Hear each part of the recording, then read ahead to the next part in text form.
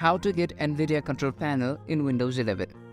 So in order to get Nvidia Control Panel in Windows 11, you must download Nvidia graphics driver at first. So in order to download the Nvidia graphic drivers, let's first go to our browser and search for Nvidia graphics driver download and open up the first link.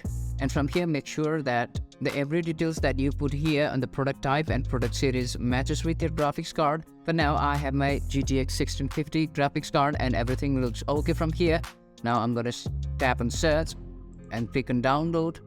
And after downloading the driver, open up the .exe file. And after that, install the graphics driver. And from here, make sure that you choose Nvidia graphics driver and GeForce Experience 2 and click on agree and continue and select Express. And after a while, the graphics driver along with control panel will be installed in your computer. And in this way, you can get Nvidia Control Panel in Windows 11.